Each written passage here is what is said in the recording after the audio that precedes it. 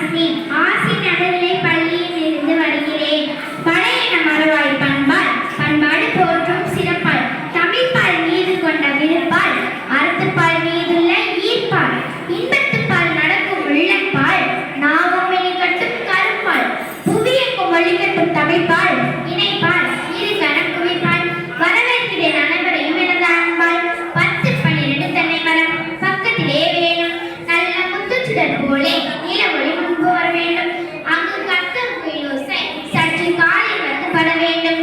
எங்கள் சித்தம் அறிந்ததுவே நன்றாயிரம் தென்றல் வர வேண்டும் என்றார் பாரதி.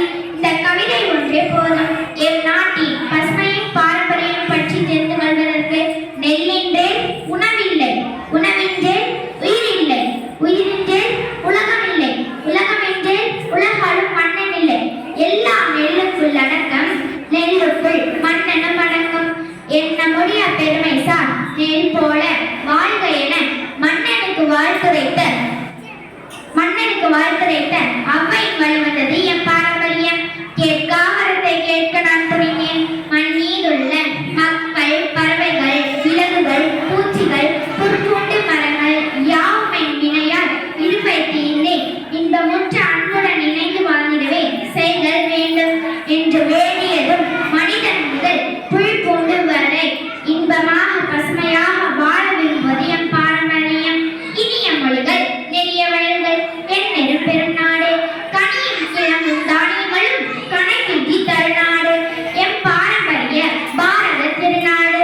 உழுது பயிர் செய்தலே வேளாண்மை, உழுதுண்டு வாழ்வாரே வாழ்வர் மாற்றெல்லாம் தொழுதுண்டு பின் செல்பவர் என்னும் வாழ்க்கைக்கு இணங்க வேளாண்மை நமது முக்கிய பாரம்பரியம்.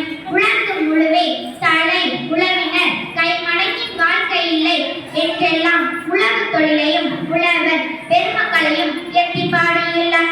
வள்ளுவர் சீரை தேடினர் ஏழை தேடே என்பதும் மேலி செல்வம் கோழைப்படாது என்பதும் வேளாண்மையின் சிறப்பை பேசும் வீரிய மொழிகள். வரலாறு, இலக்கியம், பண்பாடு ஆகியவற்றில் செழுமையாக திகழும் தமிழ்நாடு எவ்வளவோ முன்னேறி வந்தாலும் அதன் பாரம்பரியத்தில் வலுவாக வேரூன்றியுள்ளது. யுனெஸ்கோவால் சான்றளிக்கப்பட்ட 5 உலக பாரம்பரிய நினைவு சின்னங்கள் தமிழ்நாடு அரசால் பாரம்பரிய நகரங்களாக அறிவிக்கப்பட்ட 48 மையங்கள் மற்றும் இந்திய தொல்லியல் துறை மற்றும் இந்திய அரசின் தொல்லியல் துறையால் அறிவிக்கப்பட்ட எண்ணற்ற பாரம்பரிய நினைவு சின்னங்கள் நம் மாநிலத்தில் உள்ளன என்பதில் கூறிக்கொள்வதை